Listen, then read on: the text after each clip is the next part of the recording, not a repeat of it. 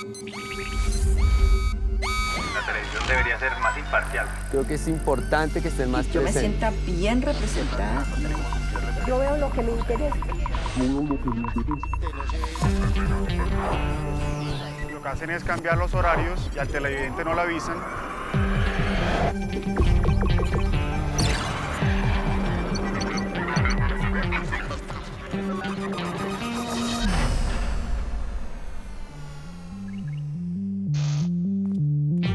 La televisión evoluciona y nosotros con ella. Ustedes no están solos. Aquí estamos para que sigamos haciendo juntos la televisión que queremos.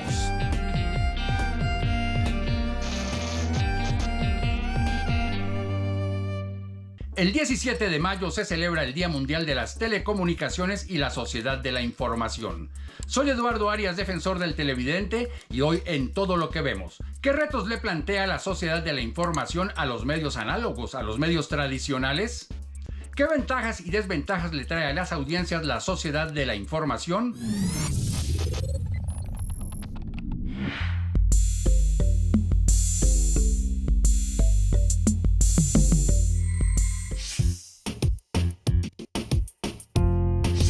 Por lo menos en mi caso particular, yo siento que el desarrollo de la tecnología, todo lo que esto implica, los videojuegos, los contenidos, las plataformas, las redes sociales, han tenido un impacto muy decisivo en todos los niveles de mi vida. Yo personalmente siento que he tenido posibilidad de comunicarme con más personas, que he podido mantener relaciones con mi familia, con mis amigos, relaciones sociales mucho más activas, por lo que yo considero que yo me siento mejor informado. Eso no quiere decir que toda la información que esté en las redes sociales sea positiva ni que contribuya para nuestro proyecto de vida, por lo que nosotros debemos desarrollar un criterio de selección que nos permita formarnos como lectores críticos de toda la información que estamos consumiendo. El uso de las tecnologías de la información y la comunicación ha transformado mi vida de diversas maneras. El acceso a aplicaciones, redes sociales, inteligencia artificial y juegos ha ampliado mi capacidad de comunicarme, de aprender y de entretenerme. Estos avances tecnológicos han agilizado mis tareas diarias, facilitando la conexión con otros y brindándome nuevas formas de entretenimiento. En cuanto a si me siento mejor o peor informado con estos cambios, considero que la tecnología me ha brindado una mayor amplitud de fuentes y perspectivas, lo que ha contribuido a mi sensación de estar bien informado. La diversidad de opiniones y la inmediatez en la difusión de la información me han permitido formar una visión más completa de los acontecimientos actuales. Las tecnologías de la información han mejorado mi vida. He utilizado apps para gestionar asuntos personales, pero también para gestionar cosas de mi trabajo. Eso me simplifica muchísimo el tiempo y me da una amplia gama de oportunidades. Y bueno, en relación con la información, con la prensa, realmente, bueno, yo soy juiciosa y yo tengo la oportunidad con las plataformas estas digitales de tener no solamente una opinión, sino varias, o no una versión, sino varias, y me siento que estoy bien informada. Cada vez estamos más inmersos en la sociedad de la información. Es decir, somos una sociedad que utiliza permanentemente las tecnologías de la información y la comunicación en casi todos los aspectos de su vida diaria, lo cual hace posible que seamos muy frágiles y permeables a la información falsa, a la desinformación. Estas tecnologías facilitan la creación, distribución y manipulación de la información. Actualmente, más de 5.070 millones de personas en todo el planeta son usuarias de las redes sociales, es decir, un 62% del total de la población. Así como la revolución industrial industrializó a la sociedad, la revolución digital digitalizó a la sociedad. En la sociedad de la información se puede acceder a un gran volumen de información. Es fácil participar y la comunicación es inmediata y muy eficaz. Y a esa información tienen acceso miles de millones de personas en todo el mundo.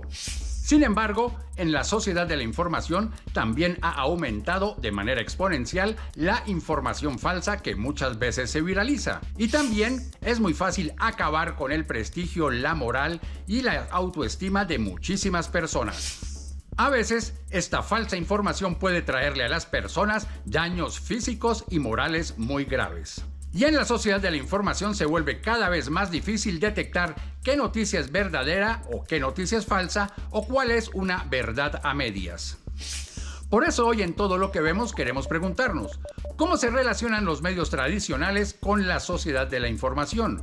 ¿Cuáles son las herramientas disponibles para los usuarios, para las audiencias, para que puedan detectar una noticia verdadera de una noticia falsa?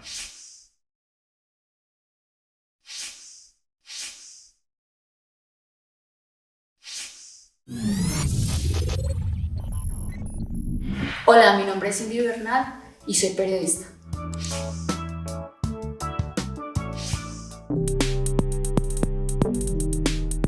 Bueno, yo me mantengo informada a través de varios medios, dependiendo del momento del día. En la mañana me informo a través de la radio, de camino a la oficina voy escuchando la radio, generalmente escucho la W. Llego a la oficina y leo el periódico, entonces también me informo a través de medios impresos y digitales.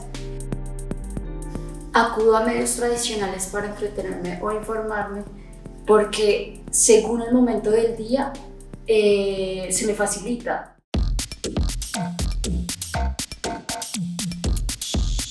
Para mí la tecnología trae ventajas y desventajas, lo que acabo de comentar. Es bueno porque pues es mucho más recursivo, mucho más práctico mandar un WhatsApp o llamar a tu compañero de oficina o a tu abuela que tienes al otro lado del país.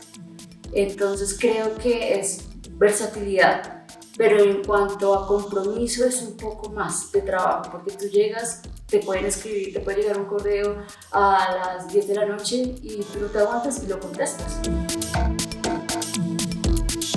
Te llega un mensaje de tu jefe un sábado y tienes que contestar, entonces ya es como el alcance del trabajo todo el tiempo, no hay desconexión. La vida sin internet era fantástica. Bueno, lo mejor y lo peor que han traído los avances tecnológicos, desde mi manera de pensar, lo mejor es que le han facilitado la vida y la manera de trabajar a muchas personas, incluso a empresas. Ahora con esto de la tecnología de ChatGPT y aplicaciones o inteligencia artificial que te permite hacer o facilitar tu trabajo y demás, pues es muy práctico. Sin embargo, lo peor es que la gente se está acostumbrando a esto y ya no están esforzándose un poco. Y lo otro es que nos acerca, pero también nos mantiene unidos, pero también nos aleja.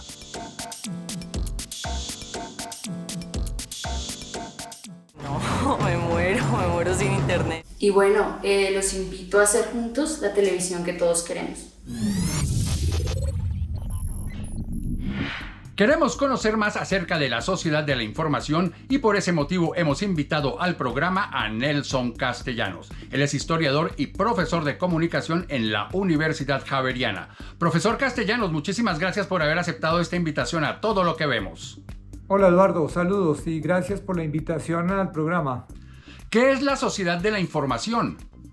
Primero hay que aclarar que los seres humanos desde el principio de los tiempos algo han tenido que contar, algo han tenido que mostrar, algo han tenido que registrar, por ejemplo a través de la escritura, solo que a lo largo del tiempo y en el siglo XX, especialmente en el siglo XX, algo ocurrió hacia la década del 60 más o menos, cuando ya la radio, la televisión se han masificado y la gente tiene un acceso inmediato a la información, a la educación, al entretenimiento, gracias a estas tecnologías. Ya no hay obstáculos, la geografía ya no es un impedimento para que los seres humanos se puedan encontrar, a pesar de que no compartan el mismo espacio. ¿Qué aspectos de la vida han sido permeados por la sociedad de la información? Yo creo que valdría la pena preguntarnos más bien qué aspectos no han sido permeados por la sociedad de la información. Y en ese sentido pienso que las interacciones entre los seres humanos físicas, presenciales, son las que han salido perdiendo un poco debido a esta virtualidad, debido a esta rapidez también, pues esto lleva también al aumento de los prejuicios, porque cuando la gente no se conoce y no comparte físicamente, pues entonces va a haber más desconfianza, repito, prejuicios que son los que impiden una verdadera comunicación entre los seres humanos, una interacción en donde sea posible compartir con los otros a pesar de que no estemos de acuerdo en muchos asuntos. ¿Qué efecto le trae a las personas que están sumergidas en la sociedad de la información? Yo creo que hay por lo menos tres efectos muy claros. El primero es como cierta banalización del pasado. Podemos tener imágenes, fotografías del siglo XIX, del siglo XX, finales del XIX, mucha información del pasado, pero ya sin el contexto necesario para entender qué fue lo que pasó.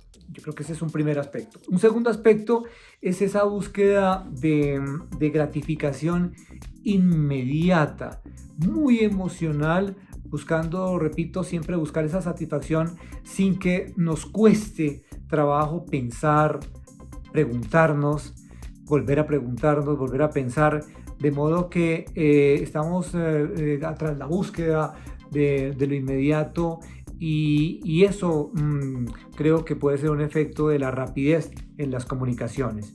Lo otro también que veo es una despersonalización de las relaciones sociales, es decir, no nos interesa mucho la vida del otro, sino más bien estamos buscando la utilidad de los servicios y bienes que puede ofrecer el otro. ¿Cuáles son las amenazas que trae la sociedad de la información? Bien, respecto a las amenazas, creo que son varias. Yo me concentraría en dos. Una, lo difícil que es cada vez distinguir entre lo falso y lo verdadero. De ahí el auge de las falsas noticias y de la desinformación, que siempre ha existido. Engañar, manipular, eso no es algo nuevo. ¿Qué es lo nuevo? Lo nuevo es que hoy la mayoría de los seres humanos, cada individuo tiene un aparato, un celular, y a través de ese celular no solamente puede recibir información, sino también producir información. De modo que ese problema de distinguir lo falso y lo verdadero, pues evidentemente es una amenaza muy seria.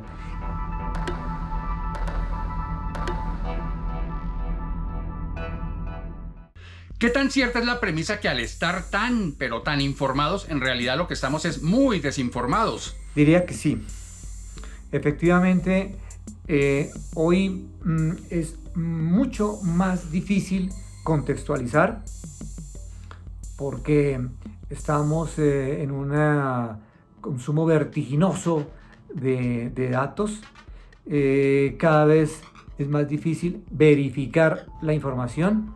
De ahí que uno de los trabajos pendientes sea justamente el de poder ayudar a la sociedad de parte de los medios tradicionales o de los expertos en cuanto a poder asegurar que es un montaje, que es falso, de modo que la sociedad pueda recibir una información de calidad. Y en tercer lugar, creo que ese exceso de información nos lleva a no poder digerir, asimilar e interpretar críticamente todo lo que estamos recibiendo a través de las redes sociales, a través de los medios que caen en esa vertiginosa carrera por ofrecer velozmente todo tipo de información. Yo le creo más a los reporteros independientes. Que el periodismo dice muy poco de la verdad, informa mucho menos de lo que pasa en el mundo. Profesor Castellanos, muchísimas gracias por haber aceptado esta invitación. Eduardo, de nuevo, gracias por la invitación a Todo lo que vemos. Y ustedes quédense con más aquí en Todo lo que vemos.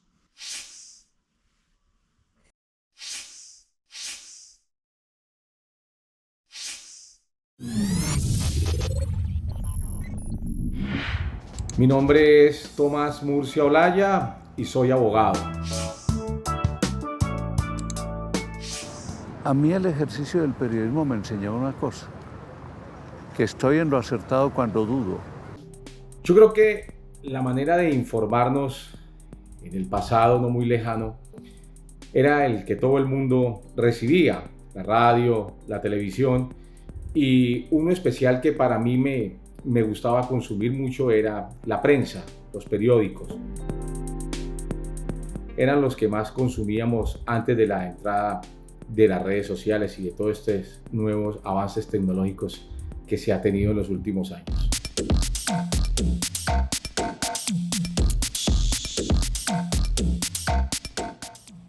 Es impresionante lo que estamos viviendo en estos momentos y es la plena facilidad con la que encontramos cualquier tipo de información casi que al instante.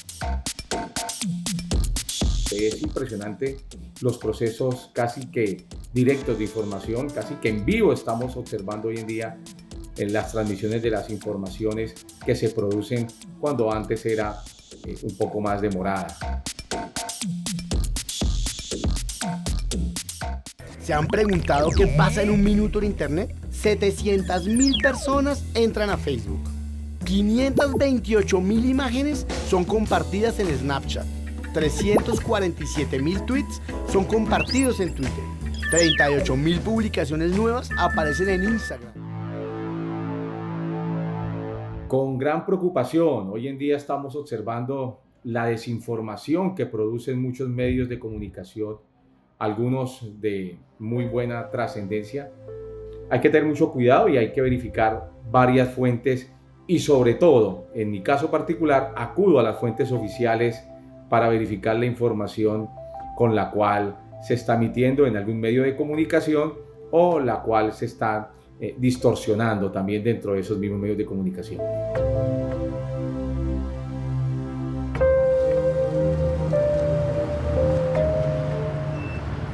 ¿Es posible hablar de una ética en la comunicación? Tú tienes que ser un convencido de que lo tuyo es la verdad de las cosas. Por eso los periodistas ahora nos encontramos bastante preocupados con la posverdad, como si la verdad quedara atrás y viniera otra cosa. Y es nuestra responsabilidad que no venga otra cosa, sino que se mantenga la verdad.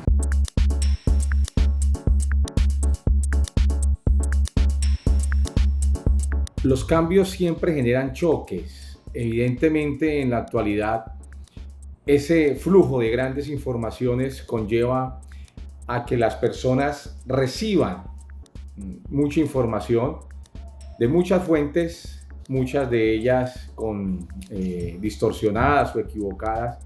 Yo lo único que dije es, todo esto es basura, todo el tiempo es mentira y basura.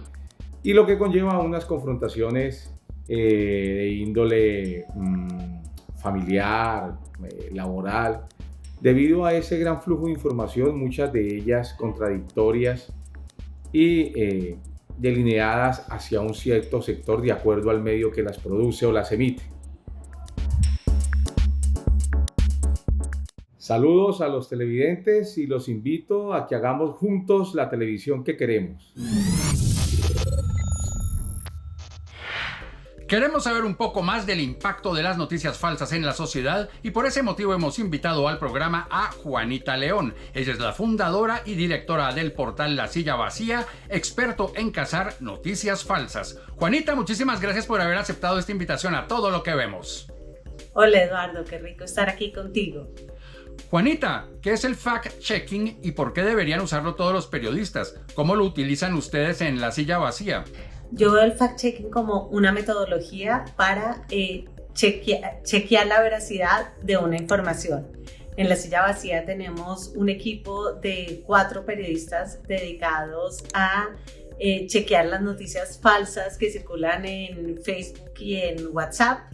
Los periodistas cogen la afirmación y comienzan a revisar si es verdadera o es engañosa, contrastamos los documentos originales, llamamos y hacemos más reportería, si es un video verificamos, hacemos como una verificación inversa para ver si es un video falso o no es falso, y después escribimos la nota diciendo es cierto o es falso o es engañoso y por qué. Tenga mucho cuidado con la información que llega a través de las cadenas de WhatsApp o publicaciones en redes sociales compartidas por las personas que sigue. Siempre verifique que la información sea atribuida a una fuente concreta o que tenga links que las vincule con medios establecidos. ¿A quién o a quiénes les interesa que circulen noticias falsas en una sociedad? Hay toda una industria de desinformación interesada en mover noticias falsas. La gente contrata a expertos para desinformar sobre rivales políticos, para desinformar sobre hechos que no les convienen, para sembrar caos en la sociedad. Por ejemplo, en las protestas del 2021 está comprobado que hubo desinformación. También hay empresas que pagan a influencers, por ejemplo, para que desinformen acerca de productos de la competencia. Nosotros en La Silla Vacía sobre todo vemos en campaña que se disparan las noticias falsas sobre los otros candidatos porque la incluyen entre sus estrategias de campaña. Cuando reciba información sin una fuente clara, verifique en otros medios si esta información ha sido publicada o si por el contrario ha sido desmentida.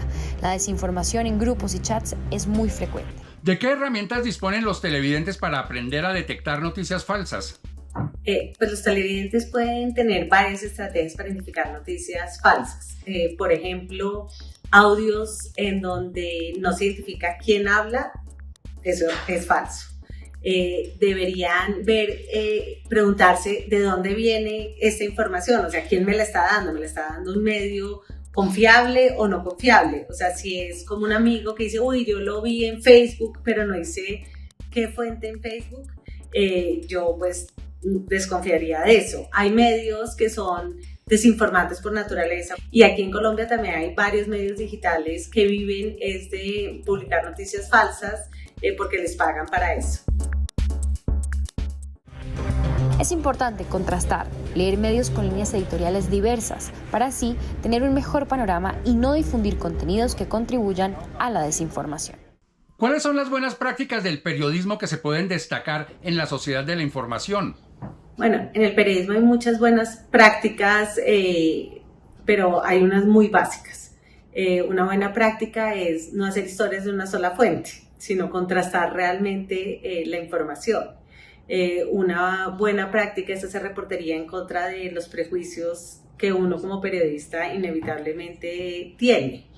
Una buena práctica es usar bien el lenguaje y escribir con un vocabulario preciso. Y por cuarto, yo creo que hay una buena práctica en el periodismo y es tratar de ceñirse a los hechos y tratar de alejarse de la opinión, porque creo, o por lo menos que cuando opines sea claro para los televidentes o para los lectores que estás opinando y no que estás dando tus opiniones como si fueran información. Las columnas de opinión siempre van firmadas por un autor, que bien puede utilizar un apodo o su propio nombre. Todas las publicaciones tienen un autor. Si lee columnas sin firma, es posible que la información que contiene no esté verificada y por lo tanto no sea verdadera. Juanita, muchísimas gracias por haber aceptado esta invitación a Todo lo que Vemos.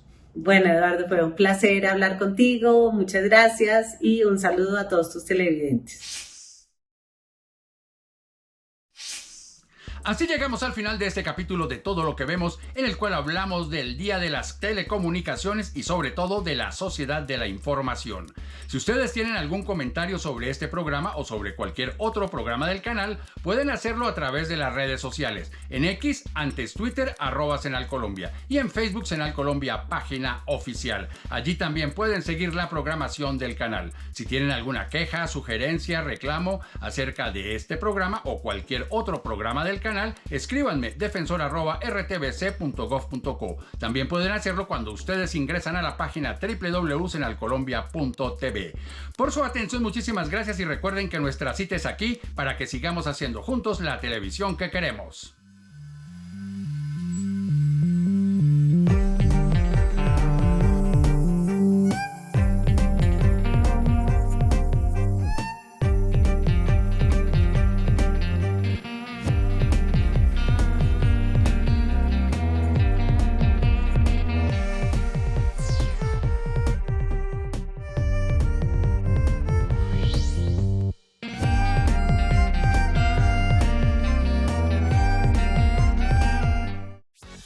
Este contenido es financiado con recursos del Fondo Único de TI.